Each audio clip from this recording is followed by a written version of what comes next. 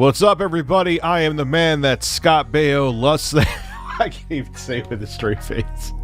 He does. He does. No. That's staying in. I lust for you as well. Sorry. I'm just saying my lust for you. But go ahead.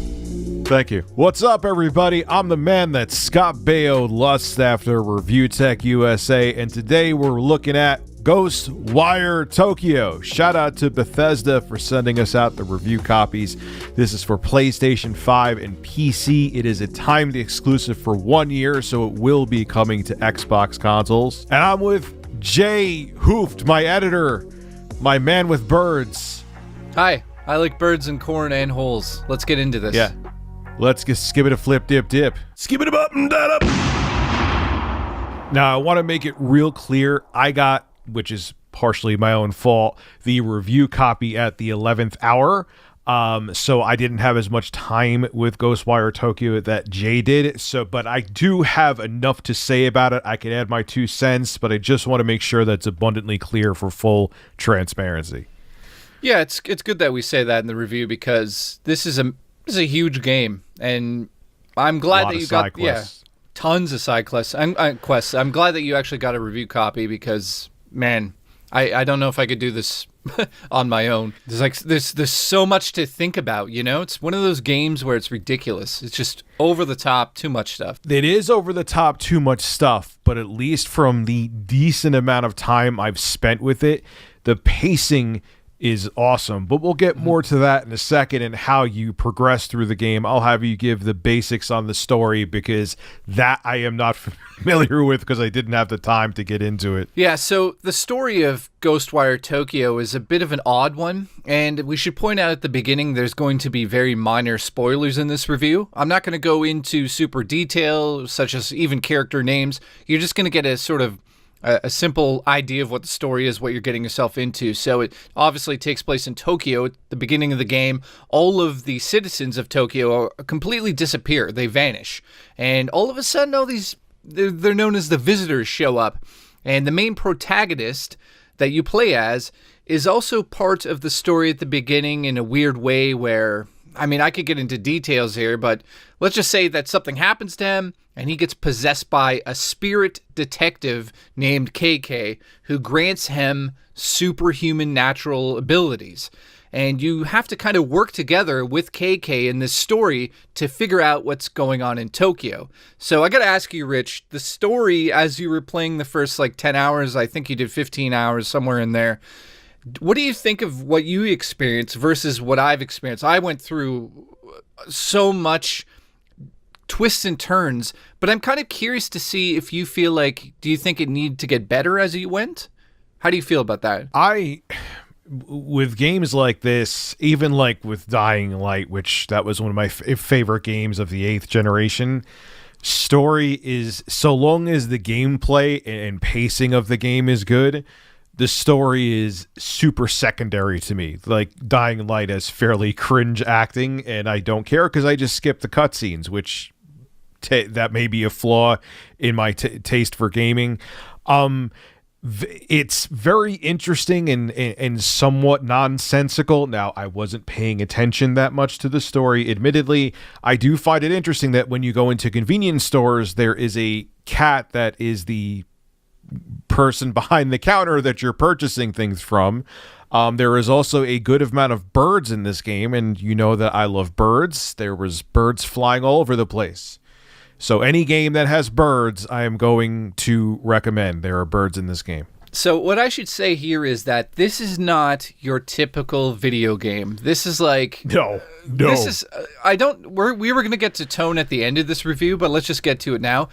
This game is absolutely, from the beginning to the end, inspired by Japanese mythology from every aspect, from the artwork, the ghosts, the collectible items, the special abilities, even how you pull off the special abilities.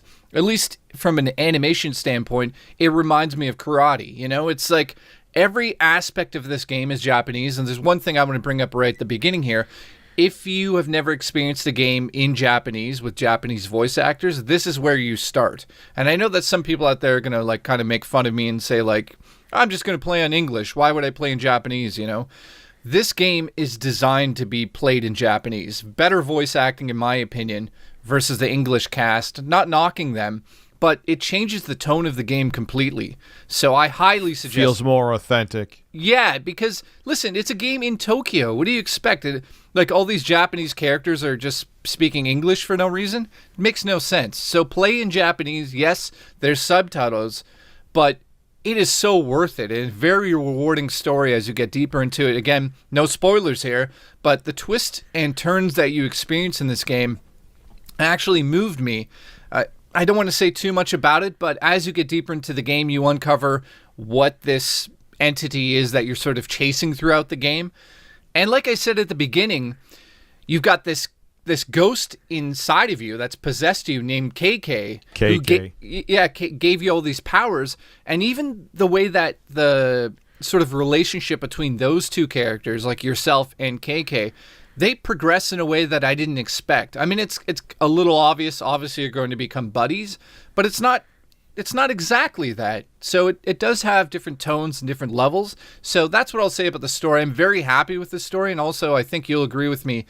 The story mixes so well with this gameplay that it doesn't matter if you focus on just the story, you'll want to get to the end. But if you want to do gameplay and upgrades, and we'll get into that in a sec, then that also just pushes you to the end of the game. It's like one of these games you can't put down. I don't know. Did you feel that way? Yeah, you don't, and you do, like it's still enjoyable even if you don't give a crap about the story. Which again, it reminds me of. It's not like Dying Light at all, but I'm saying that was another game where it was like, who cares what happens to anybody in that game? It's just really enjoyable to craft weapons and progress through it. And that's how I feel about Ghostwire Tokyo. And how progressing works is there's you have to go on missions, but there's also a fog that is around you, and the fog will kill you. So if there's an area where there's fog, you can't get to it yet. And the way you could clear this fog is by going to temples and cleansing the temples.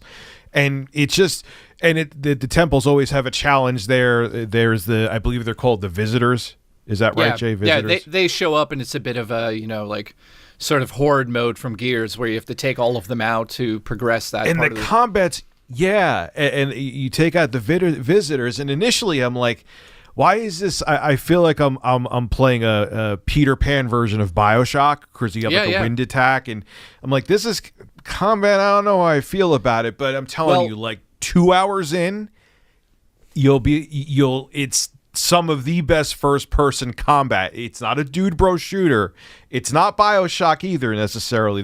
But it's such an interesting twist on first-person combat that once you get the flow down and learn how to parry and block and use water and wind and fire and other abilities like a bow and arrow, it's actually addicting, and you want to you hope that you get into fights because the combat is that enjoyable. Well, let's just talk about the combat quickly here. There's spells that you cast with your right hand in the game. Those are the abilities that you get from KK at the beginning.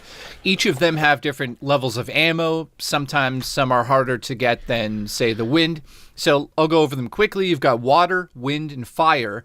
Each of these have their own strategies. So, for instance, the water effect is a wide attack, so you can take on a bunch of ghosts at the same time. You've got the fire, which is a direct attack to their bodies that basically explodes them. And last but not least, you've got the wind, which is considered sort of your light attack. That's the one that you'll have the most ammo in. Of course, you have a shield that you can block with. And each of the enemies have their own attack patterns. And as you get deeper into the game, you'll start to see that some of them have... And it kind of reminds me of, like, I don't know, Rich, if you feel this way, but when you get into the combat situations in this game, and you're looking at the attack patterns, it's sort of reminding me of just like a 1970s, 1980s arcade game from the top view. If you looked at that, they move in a certain way, and there's that one ghost that shoots those red orbs at you. I don't know if you experienced that. They come at you. They come at you slow, and you got to get around them, and you're like, oh god, and you're avoiding things, and here's the kicker about the combat. I think a lot of people overlook this, and I think a lot of reviewers will say the combat is clunky, and I don't think they quite understand what you're supposed to be doing here. It's not at all. It's not at all. The game is designed for you to lock on to the ghosts. Now, in saying that, each ghost has its own pattern, right?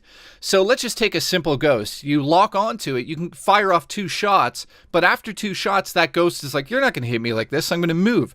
And it moves out of your target range, so you're no longer targeted on there. And we mean like a lock-on target, with the L1 trigger. Or sorry, it's L2 trigger. You lock onto the enemy, and your reticle moves with that enemy, so you're able to get a couple shots off before they move out of the way.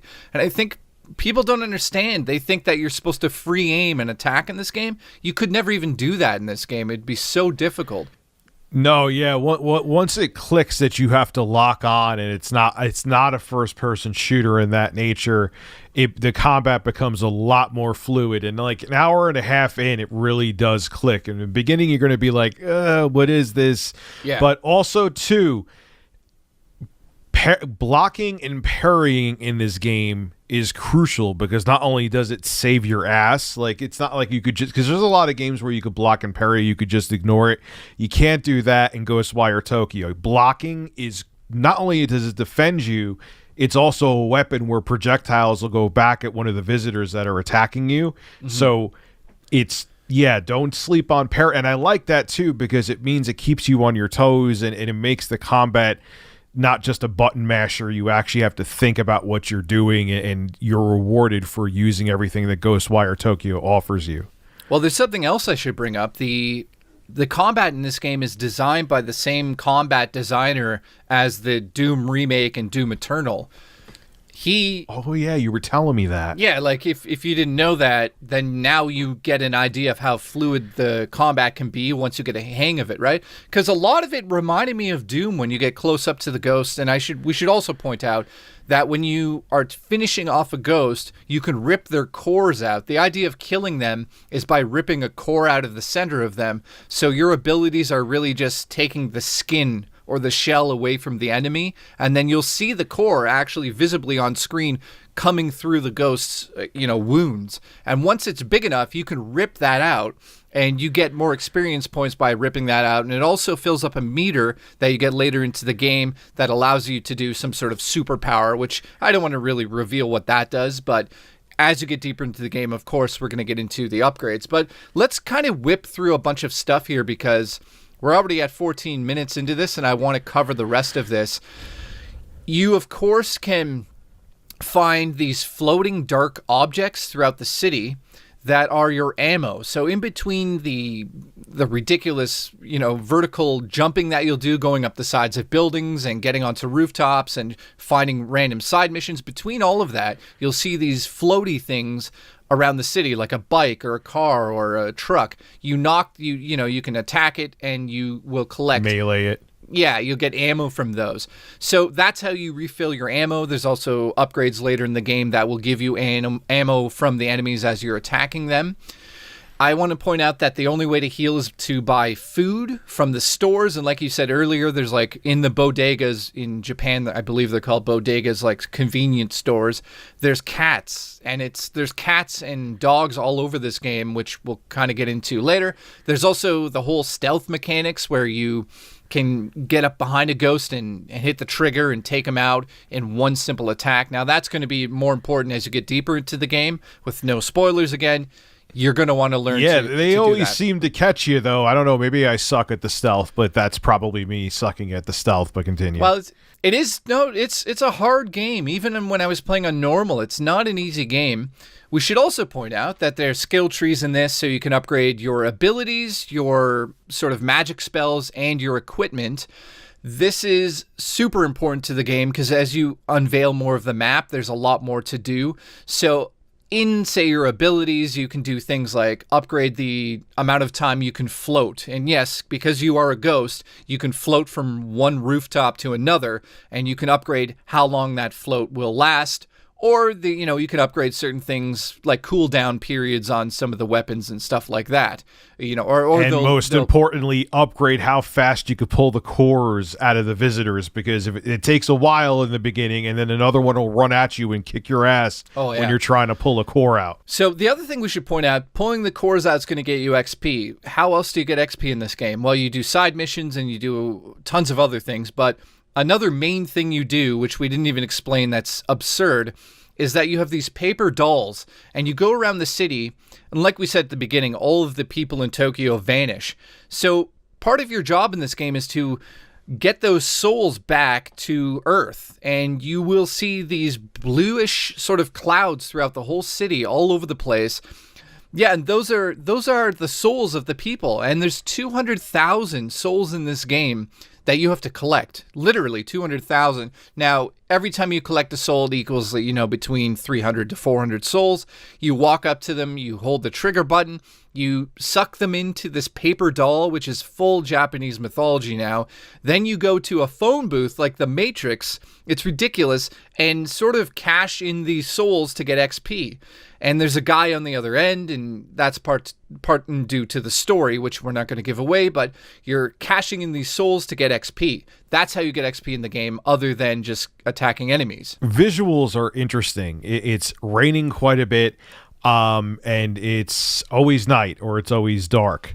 But it's still, yet it's not repetitive, which is strange. You would think something always so dark and so gloomy like Ghostwire Tokyo, it would kind of bore you after a while. I kind of think of the original Fear when I think of a perfect example of a game that looks way too repetitive. But here, though, they've added enough with the lighting and the nuance, and even when you're not using the ray tracing mode, which we'll talk about performance in a second, there's a bunch of neon lights, then all the different areas have different kinds of lighting. So even though it's night and always quote unquote gloomy, it's not boring and it's not repetitive. Talking about visuals, though, there are 6 different modes, graphical settings that you could put in Ghostwire Tokyo, and in my opinion, -1, they all pretty much suck. What are those 6 modes, Jay? Well, we've got high frame rate mode with VSync on for performance. Then we have high frame mode with just quality mode with VSync on. So there's 2 modes there, performance and quality with VSync on. That's what you're going to want to do. I recorded this footage with quality VSync on. So that's something you're seeing on screen.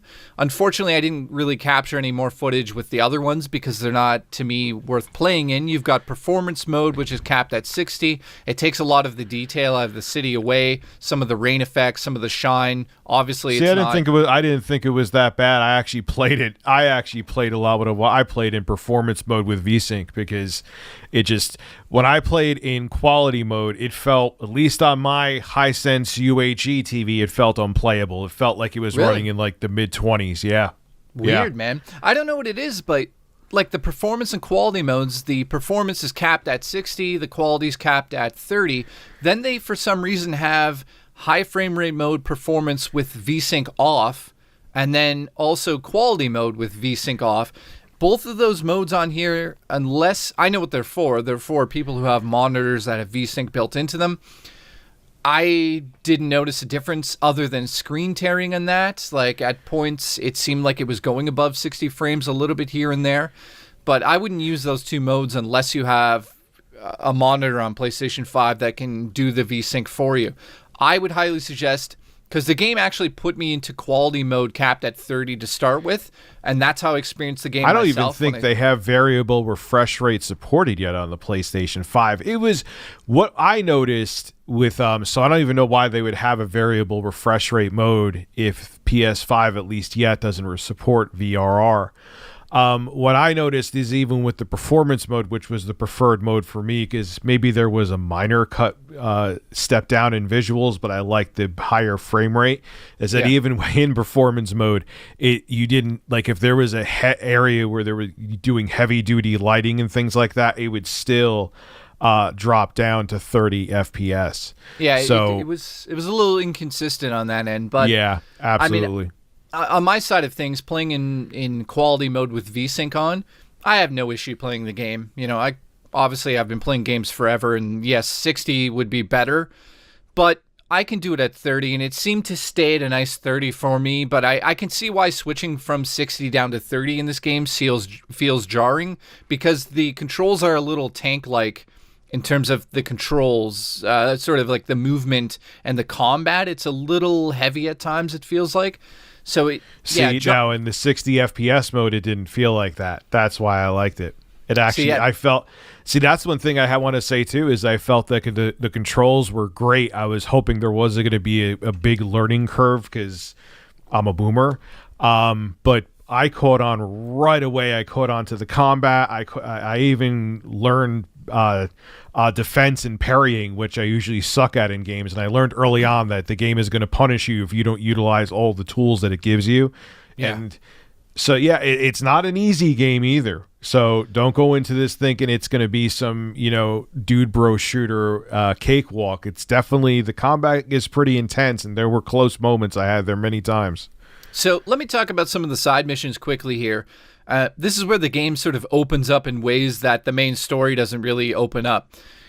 You've got, a ridiculous amount of side missions, but a lot of them have to do with you finding these lost souls on the map. And they have terrible stories for the most part. And I don't mean that in a bad way. I mean, like, terrible things have happened to these characters. I'll give you one example. I came across this grandmother that was looking for her granddaughter. And not to get into detail here, but it was about murder and even worse. And I'm not going to say what that worst part was, but it can be serious at times. So in saying that, the side missions also introduce this, I don't know how to really explain this, but the environment itself shifts. And the room itself will distort when you're inside some of these locations. Yeah, it's crazy. It's this amazing dream sequence where you're jumping off the side of a wall or on the roof through small windows, and it kind of reminded me of Control. I don't know if you guys have played that. That's the Remedy. I've seen that too. It reminds me of like a mid-90s music video on MTV as well. Yeah. Like a Radiohead video or something like that. And what's crazy is, like, I think a lot of people are going to want a lot of people want this sort of question answered. Is the game scary? Let me just see what you say to that. What do you think? No. At least I don't, but there's people who shit their pants playing games like Resident Evil and Fear, and those games don't scare me either. Yeah, well, that's not true. 4 could make you crap your pants a little bit, but anyway, that's a side note. Well, the way I feel about it is that there's a certain level of sort of action adventure in this, and I feel like they tone back some of the horror elements. I would say it's not a horror. It's not horror. It's more a thriller. It's like there's scary moments, but they're not ever going to make you jump out of your seat, or there's no moments where ghosts are hiding and they jump out. There was one little scare. I should take that back. Something like that actually does happen in the game, but it's not happening frequently. It happened once in my full playtime. So it's not what you think in terms of it's called Ghostwire, so you're assuming there's ghosts, it's going to be scary. It has moments of you kind of feeling uneasy, but it's more of about anime. It's like an anime come to life in video game terms. It's like silly, it's over the top. The ghosts are kooky, jumping around, acting like little girls with their heads cut off, and there's one ghost that has a raincoat on and an umbrella, and it's jumping around, and it's like hee, and you're like, okay, this is a little creepy, but it's not scary, Yeah, I've had bowel movements that have been more frightening than anything in this game. Well, I did last night, so that's great that we've added that in there. Let's get some B-roll of that. So how do you feel about the side missions? Did you do any of them, or? Yeah, I did a couple side missions. I can't say as much as you because I tried to focus as much on the main game as possible. But they're interesting, and they're a good way to get experience points. And I still feel they're more like just filler for a semi-open world game, which I'm kind of tired of all these games having all this filler because they think they need to put as much in there as possible to justify the price tag of them. Yeah. But they're not unenjoyable either. Like the few that I've played, I would say I played only like 2 or 3. Like I said, I stuck mainly to the main missions. Were fine. They actually were like you got to search apartments and find souls and stuff like that. So it's okay. So It's more of like the detective side of this story. Like he's kind of like turns into Batman when you do some of these side missions, because some of them are simple as like walk around and follow around. Okay, this sounds crazy, but like some of them are walk around and follow a one-legged umbrella that's running away. I mean, it's a Japanese mythology thing. There's some sort of monster. It's like a one-legged umbrella. I have no idea what it's about, but I'm assuming it's something like, you know, in North America we have Bigfoot. Over there they have this umbrella, and it's in the game. And it was kooky, it was weird, but it had an eerie sense to it. And it was totally different than any of the other side missions. So I should point out that as you get deeper into the game, the side missions become ridiculous. Like you're going to houses that get flipped on their head.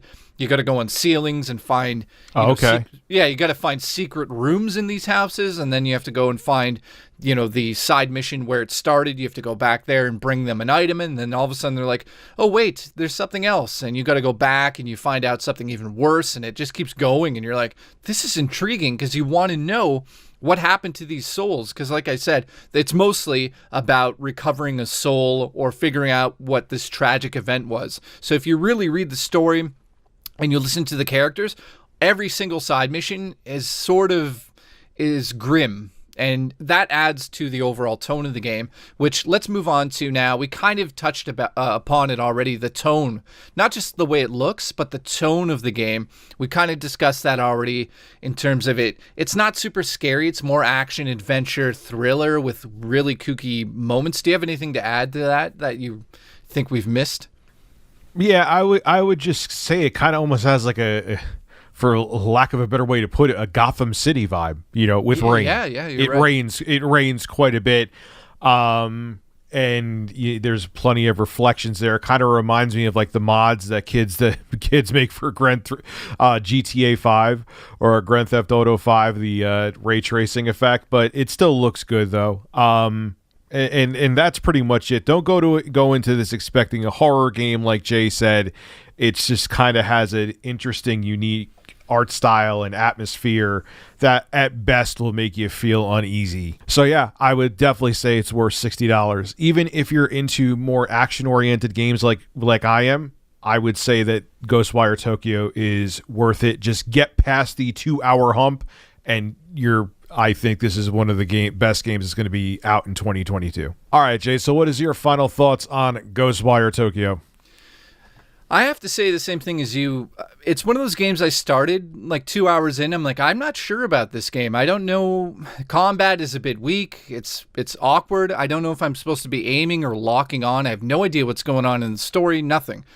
And once you get over that little bit of hump, it's one of those games that I honestly haven't had the experience of feeling in a long time where, like, Rich, I'm going to ask you this quickly. When's the last game you played the first like 3 hours and said, oh crap, I have to go play that again? Like, I don't remember the last time I really did that, where it's like the addiction of this combat with the story and then that city aspect, right? It makes you want to just go and experience more and also unlock more abilities, which we didn't get too far into in terms of what's unlockable. There's tons of stuff that comes later in the game. But yeah, like I said, the first couple hours, you're going to feel like the combat is very anemic. I'm telling you, once you get over that, everything's going to click and you're going to love the way it's designed. It's kind of surprising how it does a complete 180. You know, it's funny. I have a feeling a lot of reviewers are going to be like, the combat's not too good. And I really feel like it's because they don't understand that lock-on target system. Once you get the hang of that, man, this game is a blast to play. I should also point out, because we didn't go into too much detail, I think people want to know the enemy variety as you get deeper into the game. It doesn't... I would say there's about 5, 6, 7, 8, maybe 9, 10 different enemies that you come across. As you get deeper into the game, they become harder, but it's the way they throw them at you, because at the beginning you just got this guy who's holding an umbrella. You can take him out easy. As you get deeper into the game, you get guys that are much bigger with an umbrella shield. Now you got to take the shield down, then take the enemy down, while you also have to pay attention to your side, you know, your flank sides. Each side of you, they're going to come at you. So you have that one female who shoots, remember, Rich, that slows those like red balls. And I Yeah. kept thinking like, oh, this is so annoying because there's like these red balls are floating so slowly in the 3D environment, and you're trying to navigate around it. And the longer that they're there, the more spread out they get. So you have to shoot them as well. Tons of variety as you get deeper into the game. And they're smart too, because like if you're trying to pull the core out of one, the other one will run up and try to hit you and interrupt that. So yeah, it's every combat scenario feels different, even though the enemy variety isn't huge. Yeah, so that's definitely a plus to the game. So I'm going to also recommend getting this game at full price. It's a bit of an underdog because there's so many games at the moment. The weak points of the game are definitely the music never stood out to me. So there really is no music, and I should point this out. When there's music, it's very subtle. It's here and there in the cutscenes, but during the open world missions, they don't put music on. It's something that you have to turn on yourself in the settings, and you'll play it and you'll hear it. But if you don't turn on the music, it's just atmosphere constantly. I think a lot of reviewers, if they don't realize that, they'll think, well, why is the game so quiet? It's not. You can turn music on, so that's important.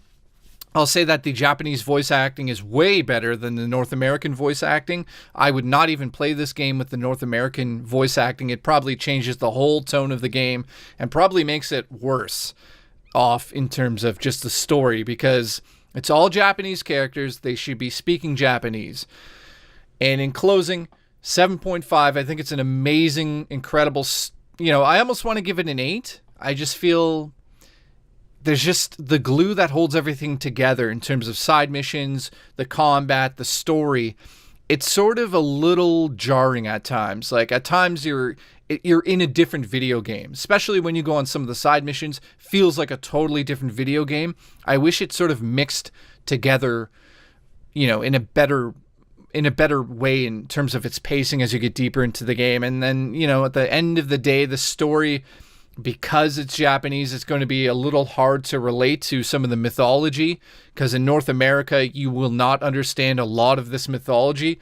But I should say on the other side of the coin, if you're into anime or any of the horror Japanese mythology that's out there in North America, the popular stuff is probably in this game. I saw a ton of stuff that I've picked up from anime and just, Japanese horror films that I've watched. It's in here. So you get a sense of the Ring, or, the Japanese version, Ringu. It's in this. All right, so let me know if you're going to be picking up Ghostwire Tokyo in the comment section below, and make sure you subscribe to Review Tech USA for more interesting reviews coming up real soon. Have a good one.